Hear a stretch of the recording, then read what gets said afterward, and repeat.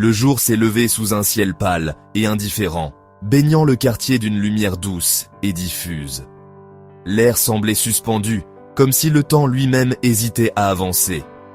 Dans ce paisible quartier de banlieue, les rues étaient silencieuses, enveloppées dans l'air frais d'une matinée de fin d'automne. Les maisons, alignées avec soin, semblaient encore endormies, leurs fenêtres reflétant la lumière grise du matin.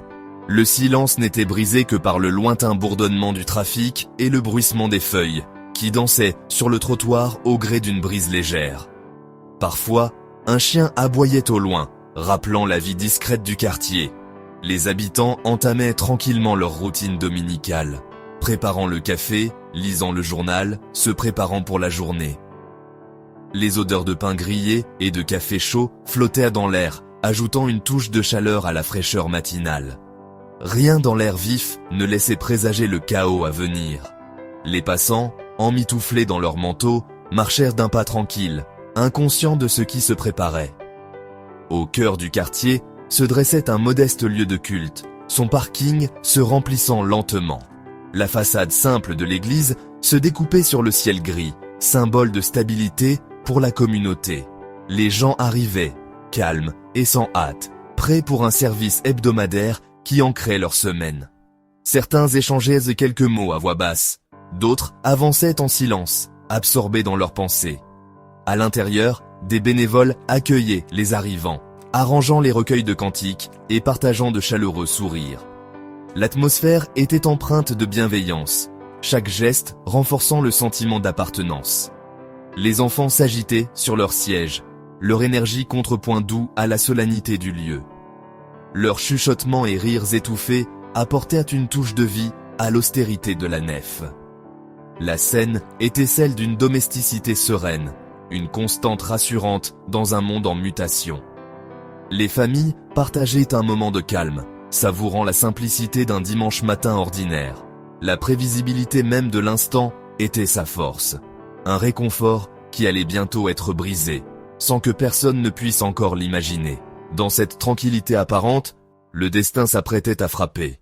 Alors que le service était sur le point de commencer, la salle principale était presque pleine.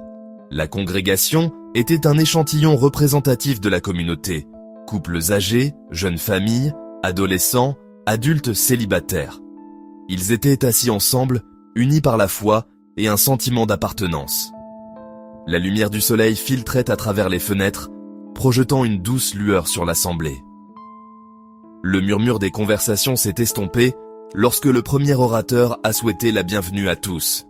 Cantiques et prières ont rempli la salle, les voix se mêlant à l'unisson. Un ancien respecté a partagé une histoire de compassion, captivant l'attention de la salle. Les enfants écoutaient tranquillement, l'atmosphère paisible et concentrée. Dehors, le monde continuait, inconscient du sanctuaire à l'intérieur. Personne ne se doutait que cette paix fragile était sur le point d'être brisée. Le premier signe de désastre fut un impact violent et retentissant. Un pick-up a percuté l'entrée, brisant la tranquillité matinale. Pendant une fraction de seconde, l'incrédulité a figé la congrégation. Le conducteur est sorti, armé d'un fusil semi-automatique. La confusion s'est instantanément transformée en terreur. Le sanctuaire était violé, la menace était immédiate. L'assaillant a ouvert le feu sans hésitation. La panique a éclaté, cris, pleurs, gens se jetant à terre ou cherchant à s'échapper. Les rangées ordonnées sont devenues des obstacles dans une course désespérée pour la survie. L'assaillant s'est déplacé dans la salle, tirant sans relâche. L'air s'est rempli de poudre et de terreur, la paix des instants précédents anéantie. La sérénité du matin n'était plus qu'un lointain souvenir. L'attaque s'est poursuivie avec une terrifiante imprévisibilité. Chaque instant semblait plus dangereux que le précédent, l'atmosphère chargée d'une tension insoutenable. Alors que les gens cherchaient à se protéger, l'assaillant a tiré et brisé les fenêtres, les balles frappant les murs et les meubles. Le bruit assourdissant des impacts résonnait dans tout le bâtiment, amplifiant la panique. Certains ont protégé leurs proches, d'autres se sont cachés dans des pièces latérales ou des placards, désespérés de trouver protection. Les cris étouffés et les pleurs résonnèrent dans les couloirs sombres, témoignant de la terreur collective. L'assaillant a allumé un incendie près de l'entrée, les flammes se propageant rapidement. La lumière vacillante du feu projetait des ombres menaçantes sur les murs, rendant la scène encore plus chaotique. Une épaisse fumée a envahi la salle, rendant l'évasion encore plus périlleuse. Les couloirs se sont remplis d'une brume suffocante, désorientant ceux qui tentèrent de fuir. L'air est devenu toxique, la visibilité a disparu, et le sanctuaire s'est transformé en un piège mortel. Les survivants luttaient pour respirer, cherchant désespérément une sortie dans l'obscurité. Les alarmes ont hurlé, se mêlant aux coups de feu et aux appels à l'aide. Le vacarme était total, plongeant chacun dans une confusion et une peur extrême. Tout le calvaire n'a duré que quelques minutes, mais pour ceux qui étaient à l'intérieur, cela a semblé une éternité. Chaque seconde était marquée par l'incertitude et l'angoisse, le temps semblant s'arrêter. L'attaque a laissé derrière elle dévastation et traumatisme, violant l'idée même de sanctuaire. Les survivants, marqués à jamais, se souviendront de cette nuit où la violence a tout bouleversé, transformant un lieu de paix en un symbole de douleur. Les premiers appels au 911 sont arrivés en quelques secondes, remplis de panique et de chaos. Les voix tremblaient, cherchant désespérément de l'aide, décrivant des scènes de violence et de confusion. Les opérateurs, formés à garder leur sang-froid, ont tenté de rassurer les appelants tout en recueillant des informations cruciales. Les régulateurs ont rapidement réalisé qu'un événement à victimes multiples était en cours. Ils ont déclenché le protocole d'urgence maximale, alertant toutes les unités disponibles et coordonnant l'arrivée des secours. Police, pompiers et services d'urgence ont convergé sur les lieux, les sirènes déchirant le matin. Les rues, habituellement calmes, se sont remplies de gyrophares et de véhicules lancés à toute vitesse. Les premiers officiers ont affronté l'assaillant à l'extérieur du bâtiment en flammes. La tension était palpable, chaque seconde comptait, alors que la menace persistait. Des ordres ont été criés, ignorés, les officiers ont tiré, mettant fin à la menace en moins de 4 minutes. Leur intervention rapide a sans doute sauvé de nombreuses vies, mais le danger n'était pas encore écarté. L'accent a été mis sur le sauvetage. Les pompiers ont lutté contre les flammes, les ambulanciers ont aidé les blessés. L'intérieur du bâtiment était envahi par la fumée, rendant chaque intervention périlleuse. Des survivants sont sortis en titubant. Certains portés, d'autres hébétés et blessés. Beaucoup cherchaient leurs proches, d'autres étaient en état de choc, incapables de parler. La pelouse de l'église est devenue un centre de triage, les ambulanciers travaillant avec urgence. Les blessés étaient évalués, soignés, puis évacués vers les hôpitaux les plus proches. L'ampleur de la tragédie est devenue claire. Plusieurs morts, de nombreux blessés. Les secouristes, malgré l'expérience, étaient bouleversés par la gravité de la scène. Des ambulances ont transporté les victimes vers les hôpitaux. Le quartier transformé en une scène de crime massive.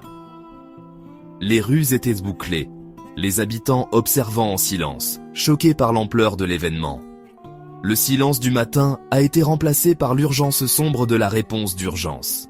En quelques minutes, la vie du quartier avait basculé, marquée à jamais par cette nuit tragique. La nouvelle de l'attaque a provoqué une onde de choc dans la communauté et au-delà. Les habitants se sont rassemblés au cordon de police, désespérés d'avoir des nouvelles de leurs proches. Les hôpitaux ont vu un élan de soutien. Le personnel hors service s'est porté volontaire. Les donneurs de sang ont fait la queue. Les leaders civiques et religieux ont appelé à l'unité. Les autorités ont condamné la violence et promis leur soutien. Des veillées et des mémoriaux ont surgi, la lumière des bougies défiant l'obscurité. La compassion et la solidarité de la communauté sont devenues une réponse puissante à la tragédie. La scène sécurisée, une enquête interagence a débuté. L'église a été déclarée scène de crime majeur, les preuves méticuleusement recueillies malgré les dégâts du feu. Les enquêteurs ont rapidement identifié l'assaillant et ont commencé à reconstituer sa vie et ses motivations. Des entretiens avec la famille, les amis et les collègues ont révélé des comportements troublants. La criminalistique numérique a recherché tout manifeste ou plan. Les équipes balistiques et d'incendie ont analysé les armes et l'origine de l'incendie. Des centaines d'entretiens avec des survivants ont aidé à reconstituer la chronologie. Un mobile a émergé. Une violence ciblée, alimentée par des rancunes personnelles et de l'animosité envers la communauté religieuse. L'enquête est passée de la manière dont l'attaque s'est produite à la question plus profonde du pourquoi. Les détails du passé de l'assaillant ont compliqué le deuil de la communauté. Vétéran militaire confronté à des difficultés personnelles et financières, il était aussi père. Ces faits n'excusaient pas l'acte, mais ajoutaient une nuance à la tragédie. Remarquablement, certains membres de la communauté ont organisé un soutien pour la famille de l'assaillant. Un acte de grâce qui a suscité à la fois éloges et critiques. Le père de l'assaillant s'est excusé publiquement, exprimant sa tristesse et sa confusion. Des histoires de pardon et d'héroïsme ont émergé. Des familles de victimes et des médecins blessés qui ont risqué leur vie pour sauver d'autres. Les répercussions de la tragédie se sont étendues bien au-delà des victimes immédiates. Les actes de compassion et de courage sont devenus des symboles d'espoir au milieu de la dévastation. La tragédie a souligné la fragilité de la vie quotidienne. Nous comptons sur la routine et le sanctuaire, mais la sécurité peut disparaître en un instant. L'attaque n'a pas seulement brisé un bâtiment, mais le sentiment de sécurité lui-même. Dans les suites, des questions ont surgi concernant les signes avant-coureurs manqués et comment équilibrer la vigilance avec la confiance. Les comportements troublants de l'assaillant n'avaient pas été pris en compte, soulignant le défi de reconnaître les menaces. Les cicatrices de la communauté persisteront, mais aussi le dialogue sur la sécurité, la santé mentale et la résilience. Le bâtiment peut être reconstruit, mais les questions demeurent. Comment protéger notre ouverture et notre confiance tout en nous protégeant de l'impensable ?